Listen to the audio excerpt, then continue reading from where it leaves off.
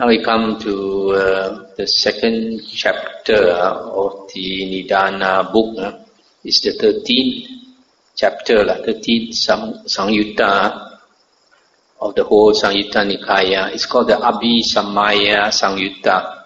It's discourses connected to the topic on the breakthrough to the Dhamma. People who have understood the Dhamma and attained stream entry, how the benefit of it. The first sutta, 13.1. On one occasion, the Blessed One was dwelling at Savatthi in Jeta's Grove, Anatta Pindika's park. Then the Blessed One took up a little bit of soil in his fingernail and addressed the monks thus. That means put a bit of soil on the fingernail, so little. And then he asked the monks, what do you think? Which is more, the little bit of soil that I have taken up in my fingernail, or this great earth? And they said, remember, sir, the great earth is more. The little bit of soil that the Blessed One has taken up in his fingernail is trifling. It does not amount to 100th part, or 1,000th part, or 100,000 part of the great earth. And the Buddha said, so too, monks, for a noble disciple, a person accomplished in view, that means who has attained right view, who has made the breakthrough, the suffering that has been destroyed and eliminated is more, while that which remains is trifling. The latter does not amount to 100th part, or 1,000th part, or 100,000 part of the former mass of suffering that has been destroyed and eliminated, as there is a maximum of 7 more lives. Of such great benefit, monks, is the breakthrough to the Dhamma. Of such great benefit is it to obtain the vision of the Dhamma. That's the end of the sutta. So here the Buddha says a person who has attained right view, who has obtained vision of the Dhamma. Vision of the Dhamma is Dhamma Chakku. Sometimes they translate it as the eye of the Dhamma, but vision of the Dhamma is more correct. That means a person who has understood basically basic understanding of the Four Noble Truths, and he has become a first path attainer. So such a person has a maximum of 7 more lives before he enters Nibbana. Cannot be more than 7 more lifetimes. Whereas if a person has not attained right view or the vision of the Dhamma, then the lifetimes remaining is countless. So that's why a person with 7 more lifetimes, the suffering is very little, because once he has become an Arya, a stream enterer, the blessing is so great, he will only be born either in heaven or in the human plane, and in both also he will have a very good life, because even he comes back as a human being, his blessing is so much that he will definitely have a very, very good life. So here there's the benefit of understanding the Dhamma. It's not the same with attaining jhana. Even if you attain jhana and you have all the various types of psychic power, King Yama is still waiting for you. You are sure to meet up with King Yama as long as you have not understood the Dhamma. So understanding the Dhamma is much, much more important than getting all the various types of psychic power. Of course, the psychic power is advantageous if in addition to psychic power, you learn the Dhamma. Because if you learn the Dhamma with your psychic power, having attained the 4 jhanas, you will understand the Dhamma very fast. But the aim of the holy life is to understand the Dhamma, not to attain all the various types of psychic power. Those are just bonus issues. Most of the suttas in this chapter are all talking about the great benefit of obtaining the vision of the Dhamma. Different types of simile given. Now the other sutta in this Samyutta, Abhisamaya-samyutta, I'm going to read is the last sutta. At Savatthi, the Buddha said, monks, suppose that a man would place on Simaru, the king of mountains, 7 grains of gravel the size of mung beans. What do you think, monks? Sorry, stop here for a moment. This Simaru is supposed to be a huge mountain in heaven. So it should be much bigger than our Himalaya mountains. So the Buddha said, if you place 7 grains of gravel the size of mung beans on Mount Sumeru, what do you think, monks, which is more, the 7 grains of gravel the size of mung beans that have been placed there, or Sumeru itself, the king of mountains? Venerable Sir, Sumeru, the king of mountains, is more. The 7 grains of gravel the size of mung beans are trifling. They do not amount to 100 part or 1,000 part or 100,000 part of Sumeru, the king of mountains. And the Buddha said, so too monks, the achievement of ascetics, Brahmins and wanderers of other sects do not amount to 100 part or 1,000 part or 100,000 part of the achievement of a noble disciple, a person accomplished in view, who has made the breakthrough. So great in achievement, monks, is a person accomplished in view, so great in higher knowledge. Maha-abhinya. That's the end of the sutta. So here the Buddha says, all those external sect ascetics and Brahmins, with all their psychic powers and all their other achievements, are nothing compared to Aryan disciple of the Buddha who has attained right view. Even if the noble disciple, the stream enterer of the Buddha has only understood the Dhamma and even if he has not attained any psychic power, his achievement is much more beneficial than the achievement of all those external ascetics, even with their psychic powers. So that's how important it is to learn the Dhamma and understand the Dhamma. If you learn and understand the Dhamma, this we say this book is worth its weight in gold, much more than its weight in gold. Now we come to Samyutta number 14, Dhatu-samyutta. Discourses are concerned with the elements. There are various types of elements. The first sutta, 14.1, at Savatthi. Monks, I will teach you the diversity of elements. Listen to that and attend closely, I will speak. Yes, Venerable Sir, those monks replied.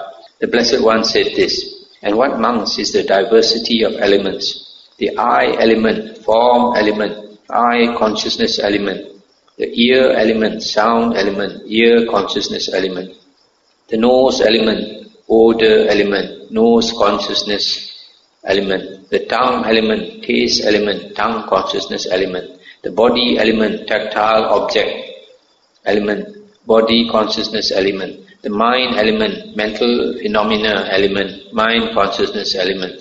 This, monks, is called the diversity of elements. So here the Buddha is talking about the 18 elements concerned with the six sense organs. The 6 sense organs are the eye, the ear, nose, tongue, body and mind.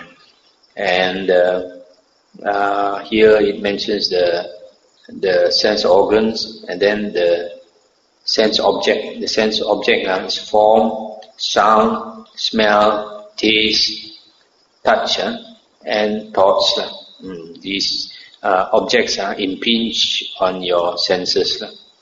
And then with the two conditions, the consciousness arises.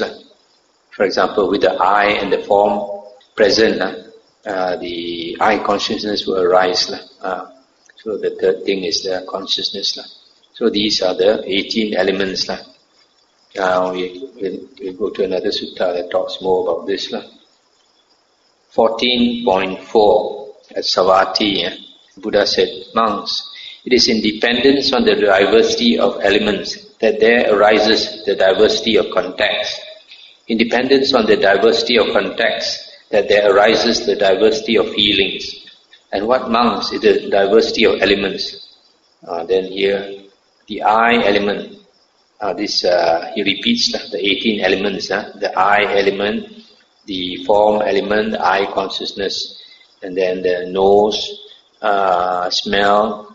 The second one is the ear and the sound and ear consciousness, and then the nose, the odor and nose consciousness element, etc. Just like just now, the 18 elements. This is called the diversity of elements. And how is it, monks, that in dependence on the diversity of elements, there arises the diversity of context, that in dependence on the diversity of context, there arises the diversity of feelings. In dependence on the eye element, there arises eye contact. Independence on eye contact, there arises feeling born of eye contact. I stop here for a moment. Here we just consider one sense base. Here the Buddha is saying, first you must have the eye element. And then having the eye element and the form element, the object of the eye. Because of these two conditions, the consciousness arises.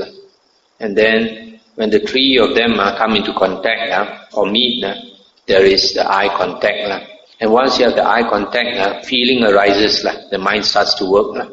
Feeling arises. And then later followed by other things we will see later. Similarly, independence on the ear element, there arises ear contact. Independence on ear contact, there arises feeling born of ear contact. And similarly for all the other senses. It is in this way, monks, that independence on the diversity of elements, there arises the diversity of contacts. The independence on the diversity of contacts, there arises the diversity of feelings. The next sutta is 14.7 at Savatthi. Monks, it is independence on the diversity of elements that there arises the diversity of perceptions. Independence on the diversity of perceptions that there arises the diversity of intentions. Independence on the diversity of intentions that there arises the diversity of desires. Independence on the diversity of desires that there arises the diversity of passions. Independence on the diversity of passions that there arises the diversity of quests. And what monks is the diversity of elements, the form, element, etc., as we read just now, the 18 elements. And how is it, monks, that independence on the diversity of elements, there arises the diversity of perceptions, etc.?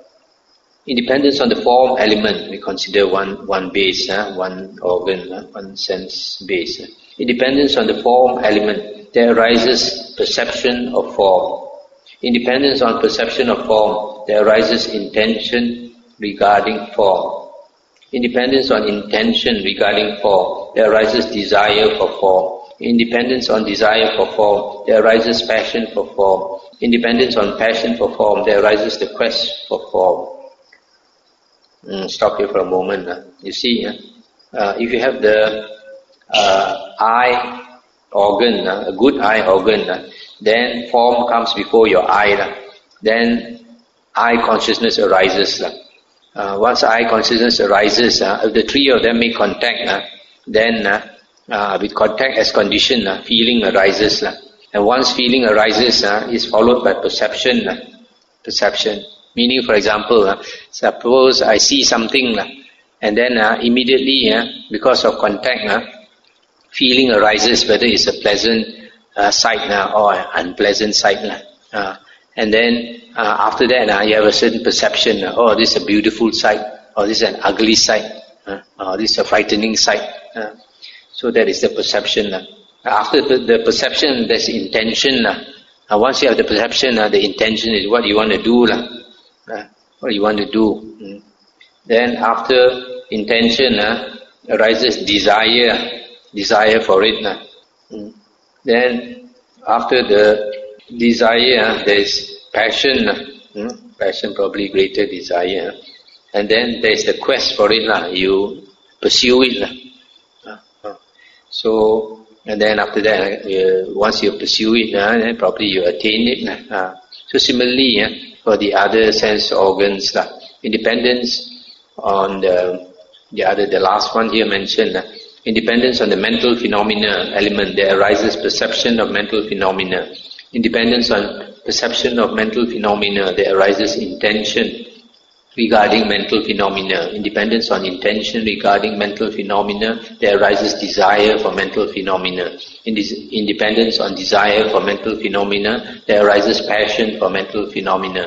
Independence on passion for mental phenomena, there arises the quest for mental phenomena. It is in this way, monks, that independence on the diversity of elements, there arises the diversity of perceptions. Dependence on the diversity of perceptions, that there arises the diversity of intentions. Independence on the diversity of intentions, that there arises the diversity of desires. Independence on the diversity of desires, that there arises the diversity of passions. Independence on the diversity of passions, that there arises the diversity of quests. That's the end of the sutta. 14.11. Here talks about the 7 elements. Monks, there are these 7 elements. What 7? The light element, the beauty element, the base of the infinity of space element, the base of the infinity of consciousness element, the base of nothingness element, the base of neither perception nor non-perception element, the cessation of perception and feeling element. These are the 7 elements. And this was said, a certain monk asked the Blessed One, Venerable Sir, as to the light element, etc., independence on what are these elements discerned or seen? And the Buddha said, Monk, the light element is discerned in dependence on darkness. Because of darkness, then you can see the light.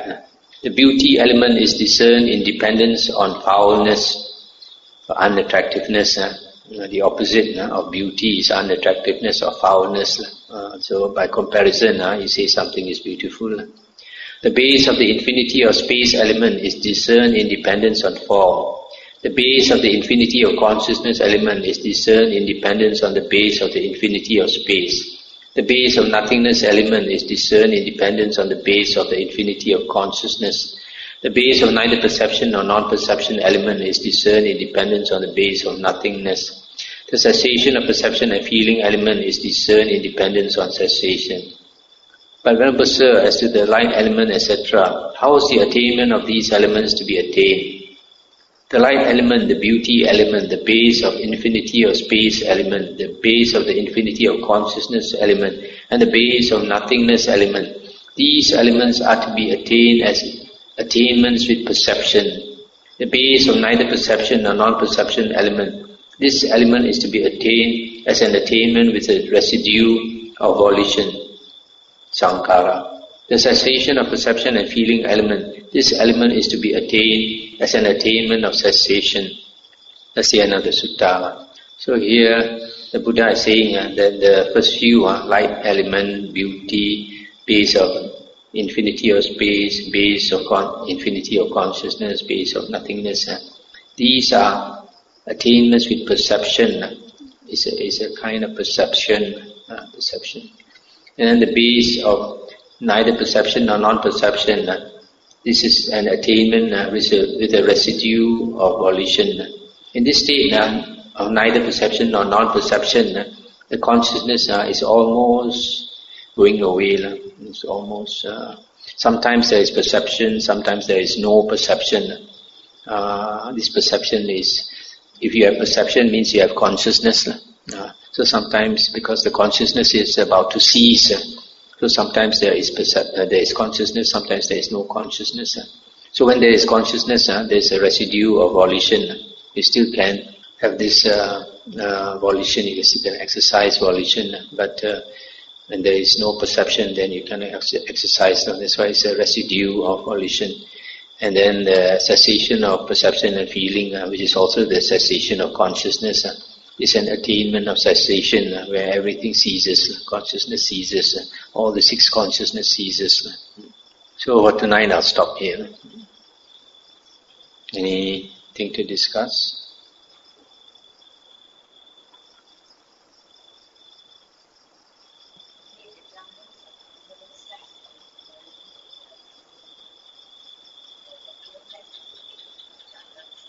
Yes, we have jhanas.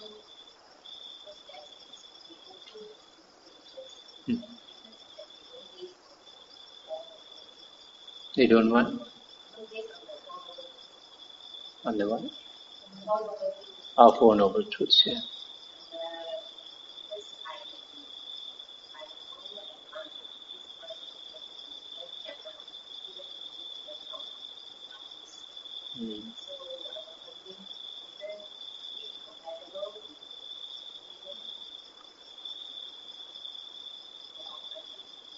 The jhanas are similar. Only thing is to find a teacher who is actually accomplished in jhana is very hard to find.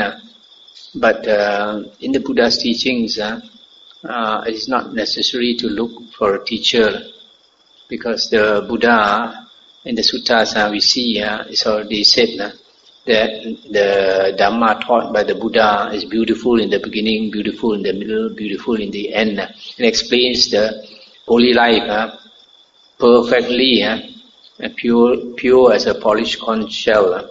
And the Buddha also stated that there is nothing more to add to his words, and we should not subtract from his words. So if we study the Buddha's words enough, the definition of jhana and all that, and how to attain jhana, everything is there. The only thing is our practice, whether we are willing to let go. If you are not willing to let go, then you can never achieve. You see the Buddha's disciples having learned the Dhamma, and the Buddha encouraged them to go into the deep forest and live alone. Those monks, they really let go. And when there's nothing else to let go, having let go everything, nothing else to let go, then there's nothing to disturb them. The only reason why we can't get into jhana is all our attachment. All these thoughts that arise in our mind, we look into it, it's basically all our attachment, all the thoughts that disturb us, all your worries. So, if you don't have all these things to worry you, there's no reason why you cannot attain jhana. The only reason we cannot attain is you cannot let go.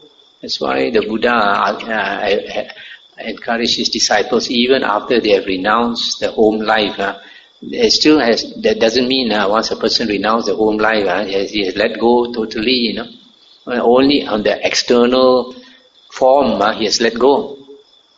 Inside, the clinging is still very strong inside. So the Buddha understood that. So after that, the Buddha says, go off and live alone. Go and live alone, and nobody for you to cling to. So the Buddha, in this one sutta, I think called the Nagara Vindeya Sutta, where the Buddha was in the town, and at night, he wanted to give a Dhamma talk. So he asked the lay people, what type of monk is worthy of respect? What type of monk is not worthy of respect? And they didn't know how to answer.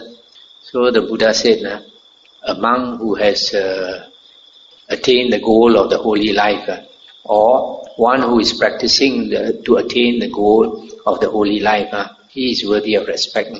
Then they said, how do we know which monk has attained the goal of the holy life? How do we know which monk is walking the path to attain the goal of the holy life? Then the Buddha said, if the monk lives in a forest area, instead of a town, instead of a city, then he is worthy of respect. Why? Because if a monk lives in a forest area, there is no forms for him to enjoy, no TV to watch, no sounds for him to indulge in, no smells, good taste. If he have to beg for his food, he cannot choose his food. No taste and comforts of touch. So if the Buddha said, if a monk stays in the forest area, then he's willing to let go of all these 5 chords of sensual pleasure, then he's worthy of respect.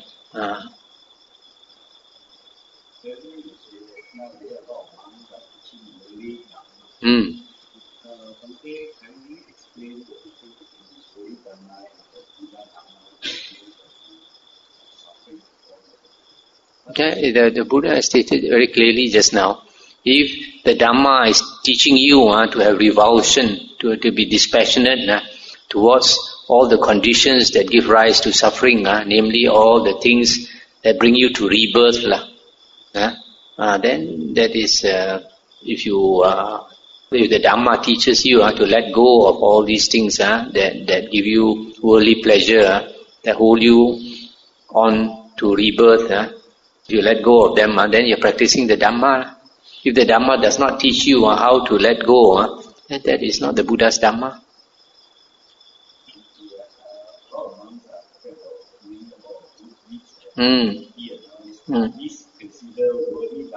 No, they are considered worldly Dhamma, because in the suttas we heard the Buddha says, a monk who is practicing for the cessation of the round of rebirths, he does not do evil karma. He also does not want to do meritorious karma, because Evil karma will bring you to evil rebirth lah. Meritorious karma will bring you to meritorious rebirth lah. But if a monk does not want to go for rebirth, then he does not want to do all this karma lah.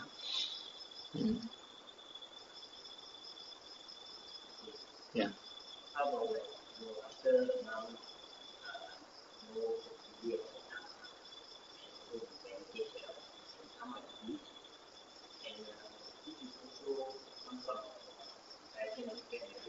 Yes. This is different because when you say merit, it means merit in the worldly sense lah. But even though a monk teaches Dhamma, but in the Buddha's teachings, the priority for a monk is his own practice. It is stated somewhere in the suttas that if a monk spends a certain time of the day either to learn the Dhamma or to teach the Dhamma or to repeat the Dhamma, he has to find some time to practice tranquility of mind, to meditate. So if he spends all his time teaching, then he is not practicing what the Buddha advised. He allocates some time to practice tranquility of mind, and then he allocates some time to benefit others through the teaching of Dhamma, because the Buddha says there are 4 types of people in the world. One, he does not benefit himself and he does not benefit others. That's the worst type of person. Slightly better than him is a person who benefits others but does not benefit himself. In other words, he does, for example, social work and charity work, but he does not cultivate himself. So that is the second type. And better than him is the person who benefits himself but does not benefit others. Benefit himself meaning benefit in the spiritual way. That means he cultivates himself and he does not bother about people. He cultivates himself first. That is the third, better than the second. A lot of people think helping others is more important. But here the Buddha is saying helping yourself is more important. Just like you are in the mud, you want to help people out of the mud. You are in the mud, how can you help another person out of the mud? You must get out of the mud first before you can help another person out of the mud. That's why the Buddha says the third person, better than the second, is a person who benefits himself but does not benefit others. But the best person is a person who benefits himself and benefits others. So the best type of monk is one who practices himself and teaches others to practice.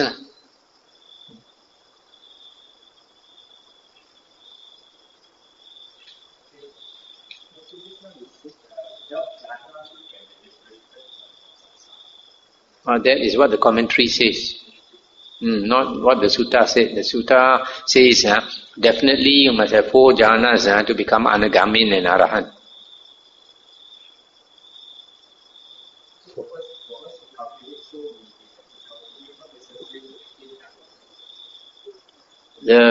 For lay people, in fact, even for monks, the priority is to understand the Dhamma. Just now we just read the sutta. Understanding the Dhamma and attaining the vision of the Dhamma is much more important than getting all the psychic power. Once you understand the Dhamma, then the remaining suffering left for you is only 7 more lifetimes. Whereas if you don't understand the Dhamma, then there's countless lifetimes left for you. You will have to fall into the hell many times. So the priority is to study the suttas and understand. If you can meditate in addition, that's good.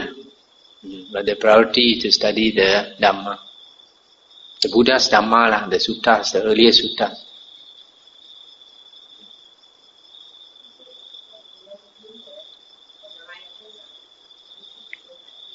Yes, obviously they don't practice.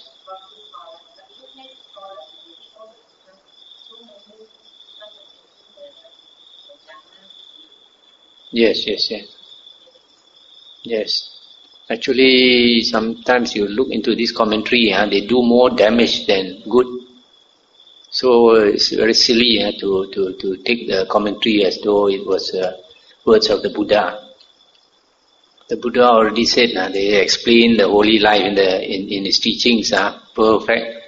And there's no need to add anymore. We just take the trouble to study all the suttas, and we have a very complete vision of the Dhamma.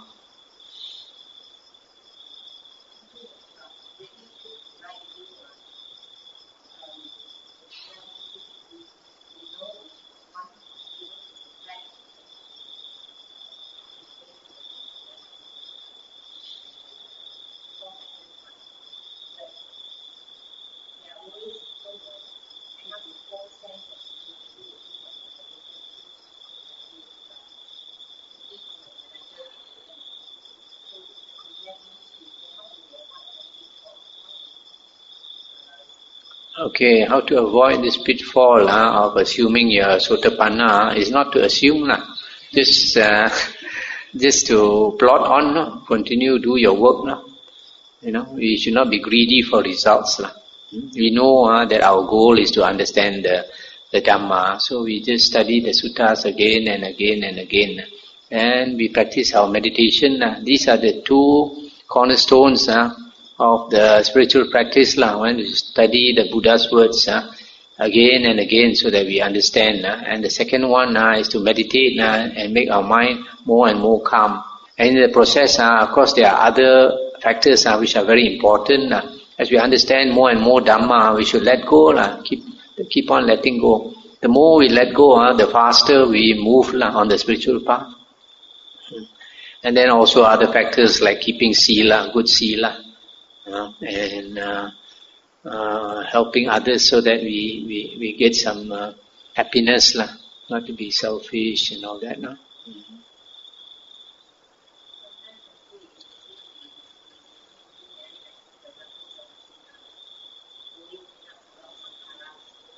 Yeah. We should not look for people to help. If people come to us for help, then we help.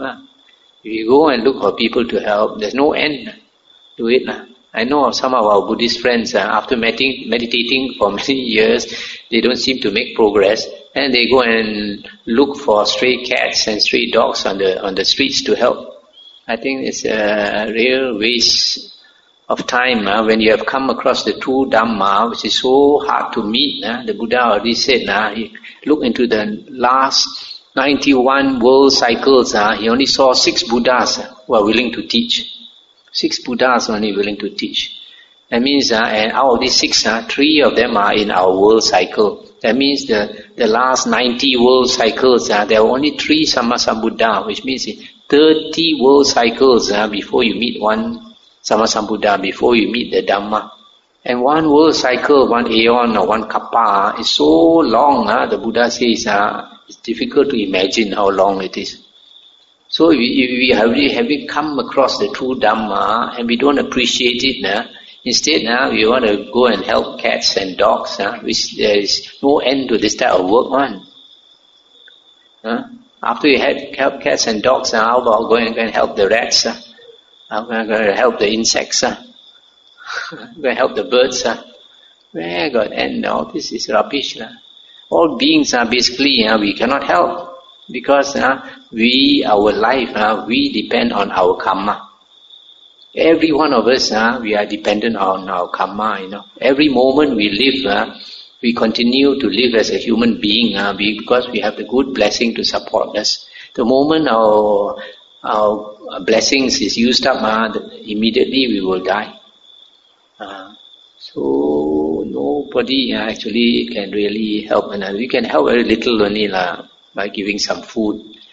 But the most important thing is our karma, how we lead our life, whether we lead a skillful life or we lead an unskillful life. Right? So these like helping cats and dogs is a very inferior type of charity that we are doing. The Buddha said the highest charity is the gift of the Dhamma. The gift of the Dhamma surpasses all gifts because when you educate a person in the Dhamma, you benefit him this lifetime and you benefit that person many, many lifetimes to come. So if we having known the Dhamma, then if we can learn the Dhamma and teach people the Dhamma, that is really helping. You help cats and dogs, they'll still come back as cats and dogs. How long can you help them?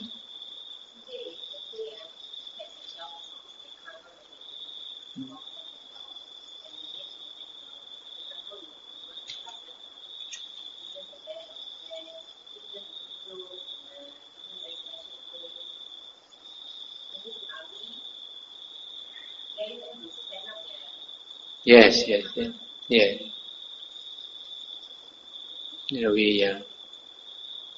You see, because of our simple mind now, which is blur, people think, beings in hell also we should help. You help the beings in hell to come out of hell, the first thing they do, they kill you first. And rape your daughter. That's why they are in hell. They have to go to hell to suffer before they can become better beings. So a stupid person only will think, I want to help a being in hell to come out.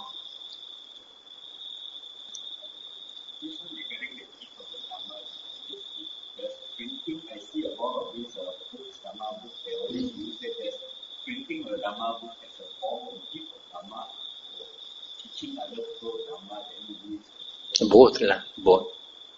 Both. Only thing is, nowadays, sometimes a lot of the books that we print are not really in accordance with the Buddha's teachings. So if you can print like the Nikayas and give to people, that's really good. That day one of our devotees was telling me, how is it nobody is printing Nikayas?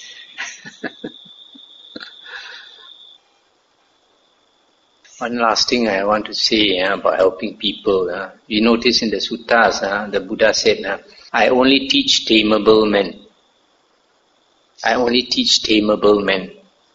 The Buddha does not try to teach everybody, Only those that can be taught, only the Buddha will teach, That's why I remember when we read through the Dhatu-samyutta, remember Ananda, I think, he met a hunter in the forest and he tried to teach the hunter. The Deva came and scolded him, you're wasting your time, why are you going to teach this fool, he's not going to listen to you. So you see, even human beings also, we cannot help everyone. How can we help animals? So that's why the Buddha's wisdom is such. We are followers of the Buddha. We walk the Buddha's path. We practice higher wisdom. We don't practice low wisdom. So all the Dhamma, the advice the Buddha has given is so clear in the suttas. The Buddha did a lot of simple charity. The Buddha never asks us to do. Nowadays people do like liberation of what life. Pong Sang, Pang Se and all that. That is... It's not that it's bad, it's good. But then there are so many more worthwhile things to do. So a person with a higher wisdom will think of higher things to do. People with lower wisdom will think of lower things to do. Come here and here.